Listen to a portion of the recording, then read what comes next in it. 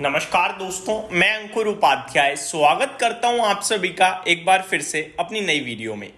दोस्तों, भारतीय बाजार में एक शानदार ट्रेडिंग सेशन होता हुआ दिख रहा है। अभी तक सुबह हम सभी ने एक गैप अप ओपनिंग देखी, उसके बाद एक सीवियर फॉल देखा, प्रॉफिट बुकिंग या फिर सेलिंग प्रेशर हैवी होता हुआ देखा। लेकिन करीब 11 सवा 11 बजे के बाद जब दोबारा तेजी बनी तो वो तेजी काबिलियत तारीफ तेजी थी। उस तेजी में हमने मॉर्निंग का जो प्राइस था उसको ब्रेक करा और फ्रेश डे हाई लगाया, जहां पे निफ्टी 22,697 तक ऊपर गया, ऑलमोस्ट 22,700 तक। और अभी करंटली 22,570 निफ्टी ट्रेड कर रहा है। करीब 400 पॉइंट से ज्यादा की तेजी है। 1.87% ऊपर निफ्टी ट्रेड करता हुआ दिख रहा है। सेंसेक्स 1.7% ऊपर है। बैंक निफ्टी 1.4% ऊपर है। स्मॉल कैप और मिड कैप में 2-2% की तेजी है। ऐसे में काफी सारे निवेशक अब ये पूछ रहे हैं क्या बॉटम बन गया, क्या खरीदारी करनी चाहिए। और यही निवेशक कल डरे हुए थे।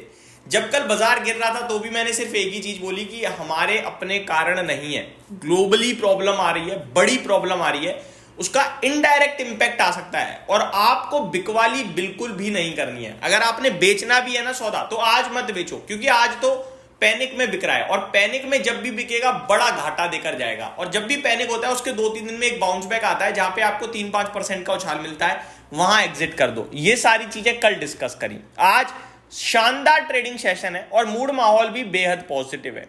अब पहली बात जो मैं आपसे कहना चाहता हूं, क्या बॉटम बन गया इसको लेकर। अब ये सवाल उठ इसलिए रहा है क्योंकि पहले जब हम गिरे थे 21,800 21,900 के करीब लो लगा के 23,800 तक गए, और अभी वापस टैरिफ की वजह से गिरकर हम लोगों ने कल 21,750 का लो लगाया और वापस ऊपर आ गए।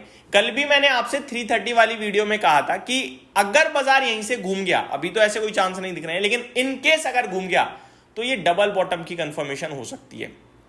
तो अभी लग तो ऐसा ही रहा है, क्योंकि नीचे से देखोगे तो भैया आप 800 पॉइंट ऊपर आ गए हो कल के लोस से, ठीक है।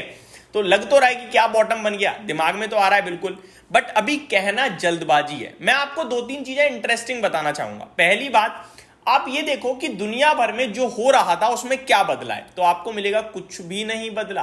टैरिफ की वजह से दुनिया भर के बाजार गिर रहे थे, ठीक है। टैरिफ को लेकर क्या कोई बड़ी राहत आई है? कुछ राहत नहीं आई। इनफैक्ट कल प्रॉब्लम और आई है। ट्रंप साहब ने चाइना को धमकी दी है कि आपने अगर ये रिटेलिएट किया हुआ 34% का टैरिफ वापस नहीं लिया तो 24 घंटे बाद अतिरिक्त 50% का टैरिफ लगाएंगे। चाइना कह रहा है जो करना है करो, हम जंग करने के लिए तैयार हैं, ट्रेड वॉर करनी है आपको, करो, हम भी करेंगे। तो अगर ट्रंप साहब ने टैरिफ मारा ना, तो चाइना भी वहां से टैरिफ मारेगा। तो इसमें राहत तो बिल्कुल नहीं दिखी कहीं से कहीं तक।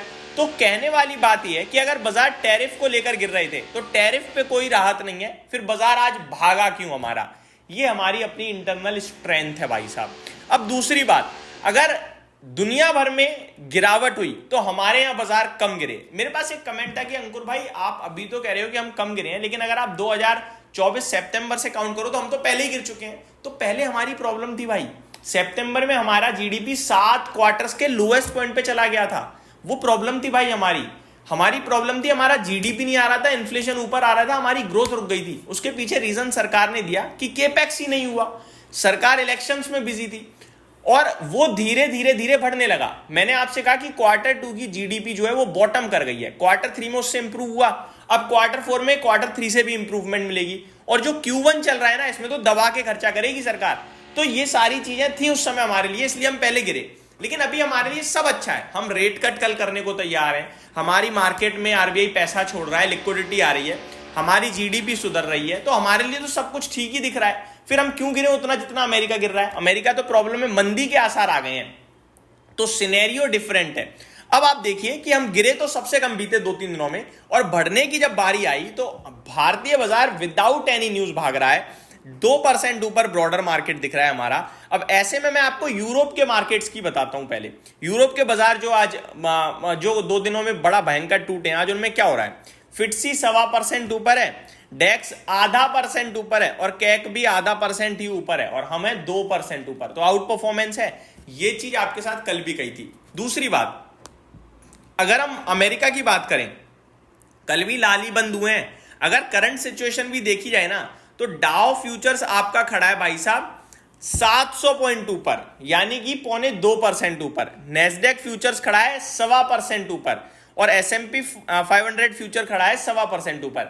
तो यहां भी तेजी दिख रही है, लेकिन इनकी तेजी पे भरोसा कैसे करें, क्योंकि शाम को या कल सुबह तक अपने भारतीय टाइमिंग के हिसाब से खबर अगर आ गई चाइना की तरफ से कि नहीं हटा रहे, हम नहीं हटा रहे टैरिफ, और ट्रंप साहब ने टैरिफ इंपोज किया और चाइना ने 2 दिन में उनके ऊपर भी इंपोज किया, तो फिर प्रॉब्लम खड़ी।